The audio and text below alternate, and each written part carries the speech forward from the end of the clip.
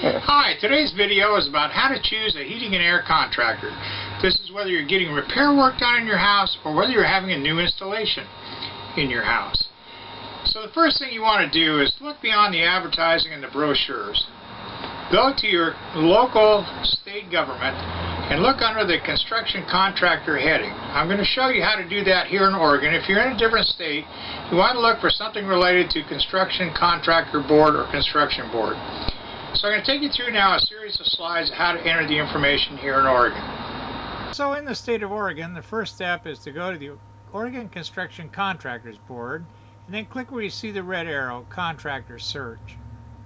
Then on the next screen, click where it says Search by License Number. On the next screen, you want to enter that construction contractor's number in the box and press Go. The next screen will show if they have an active license. Go ahead and click the Go where you see here in the arrow. Now we're getting somewhere. You will see their license number, whether they're active, whether they've had any bankruptcies or other problems. And then down below where it says Business Detail Record, you want to click again Go.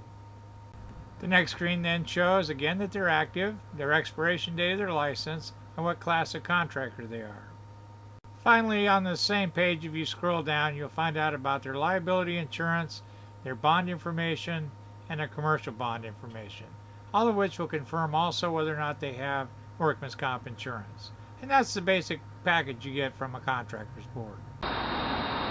Now, the next thing you want to look at, now that you're satisfied that they have the right amount of insurance and that they're currently licensed, is just how good are they? Well, first of all, if you're going to be getting a repair done, and even if you're having an installation done, you should look at this.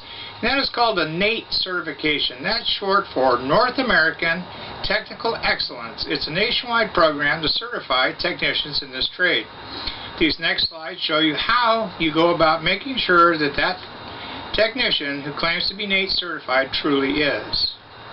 On the NATE certification site, one thing you can do is you can look by your zip code to find NATE certified contractors in your area. And when you've selected a contractor, ask for their NATE certification number and enter that here at the NATE site to find out what current certificates they hold. Now, the next thing you may want to look at beyond these sort of governmental bodies is take a look at something called Angie's List. No doubt you've seen advertisements for it.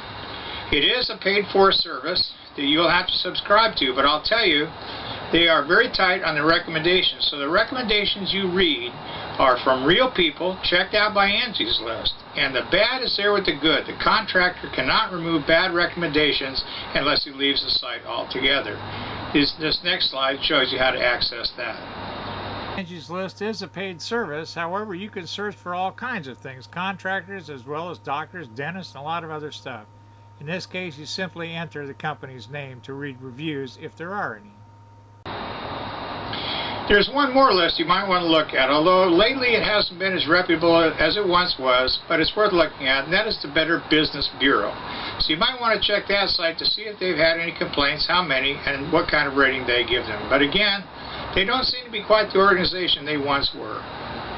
And just like Angie's List, again with the Better Business Bureau, just enter the business name. Now that you've checked all this out, as you go about, particularly if you're having a new system put in, you should be asking the representative of the company to see what's known as a heat loss and gain calculation on your house. Not some square footage figure, not houses about this size. You should be seeing and ask for a document that looks like the one I'm going to show you now. Whether you're getting a replacement furnace or a whole new system, you should ask your contractor for a copy of his Manual J load calculations. A sample is shown here, and it should also be done, as you see on the one arrow, room by room, and there should be something to indicate that it actually meets the requirements of the ACCA Manual J. Next, what you want to see is you want to see if you're having a whole new system, including duct system, new home, or you haven't had central heating before, ask to see a duct design. And it should look something like this.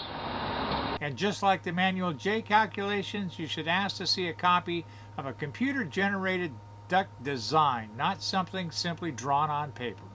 And lastly, what you want to see from them is you want to see an actual layout of your duct system. You don't want to see the first one, you do want to see the second one. Believe it or not, this is an actual duct design taped to the side of a furnace in a house that cost over $500,000 to build. If your contractor is truly professional, you should see a blueprint that looks something like this, with a duct system laid out over your floor plan indicating all the duct sizes and all of the fitting locations.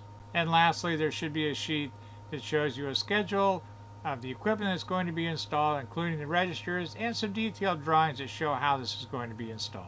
I'm going to show you a couple of slides, just a summary of what to look for when checking out a contractor. So I'll be showing you, if you didn't get a chance to write them down, what these are.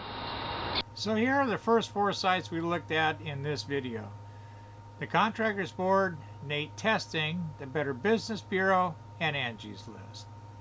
There are, of course, lots of other sites you can look at to check any business out, and here's just a couple I came across in my look at the internet. Well, I hope this has all been of some value to you as you look for selecting contractors in your area. And at any time, feel free to call Tressler Consulting for any needs on repair and installation. Thank you.